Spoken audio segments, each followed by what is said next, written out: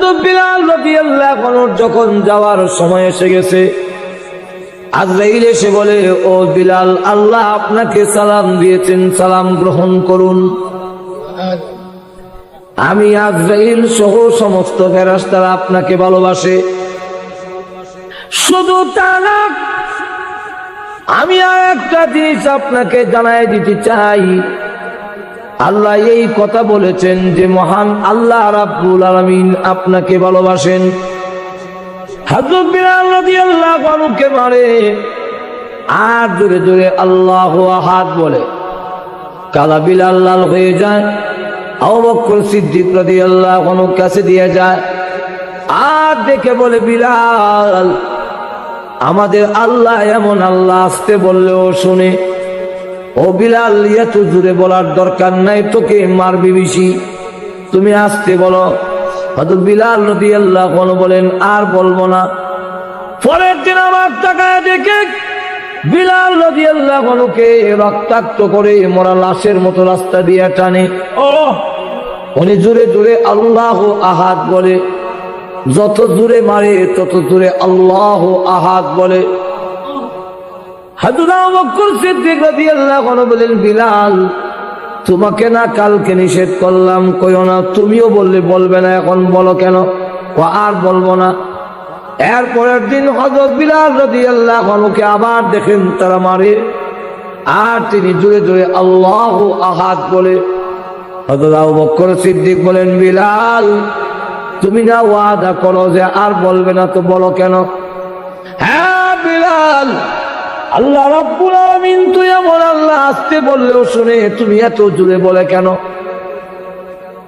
হযরত বিলাল রাদিয়াল্লাহু আনহু বলেন, ও আবু বকর সিদ্দিক, এতদিন পর্যন্ত আপনার কাছে আসল কথা বলি নাই, আজকে আসল কথা বলি। আপনার সাথে ওয়াদা করি, আপনি আমাদের মুরব্বী, আপনি নবীর সাহাবীর মধ্যে সবচেয়ে বড় মুরব্বী। একটা কথা বললে অমান্য করতে পারি না, কিন্তু আবার কেন ওয়াদা ভঙ্গ করে জানেন? ওই বেঈমান কাফেররা তখন আমাকে ব্যত্যাঘাত করে আর আমি জোরে জোরে আল্লাহু আহাদ বলি, তখন এত মজা, এত মধুর লাগে। ওই বেঈমান কাফেরদের নির্যাতনের কষ্ট আমি বিলাল আর টের পাই না। যেই বিলালের অন্তরে আল্লাহর এত মহব্বত, ওনাকে সালাম দিবে না? হযরত বিলাল রাদিয়াল্লাহু আনহু বলেন, আজরাইল, তুমি এই মুহূর্তে আমাকে সংবাদ দিলে যে আল্লাহ রাব্বুল আলামিন আমাকে ভালোবাসেন।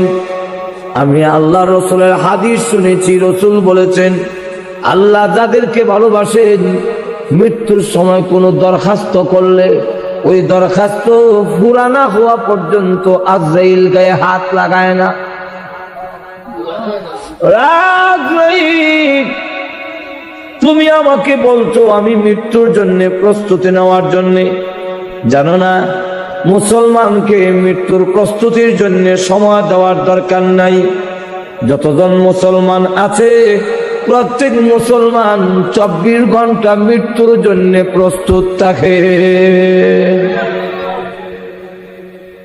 তবে আমার একটা কথা, ওই বেঈমান কাফের আমাকে যখন মারত তখন আমি মনে করতাম আজকে এই দিন আমার জীবনের শেষ দিন, কিন্তু আমার শাহাদত নসিবে নাই, কপালে নাই।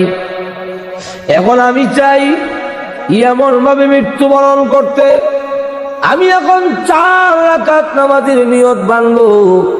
প্রথম রাকাতে আমার গায়ে হাত দিও না, দ্বিতীয় রাকাতে তুমি হাত দিতে পারবে না, তৃতীয় রাকাতেও দিও না, চতুর্থ রাকাতে প্রথম সাজদায় হাত দিও না, শেষ সাজদায় যখন পড়বো রে আজরাইল, আল্লাহর কসম করে বলি রুহু বের না করা পর্যন্ত আমি বিলাল আর মাথা উঠাবো না। আজরাইল, আমি চাই এমন ভাবে পৃথিবী থেকে বিদায় হয়ে যেতে, আল্লাহ আমার মুনিব, আমি আল্লাহর গোলাম। আমাদেরকে মৃত্যুর প্রস্তুতি দেওয়ার দরকার নাই। আমি চাই সাজদা দিয়ে যাইতাম দুনিয়ার থেকে। এমনি আল্লাহ ডাক বলেন, আজরাইল রে, আমি আল্লাহ বিলালের দরখাস্ত এই মুহূর্তে মঞ্জুর করে নিয়েছি।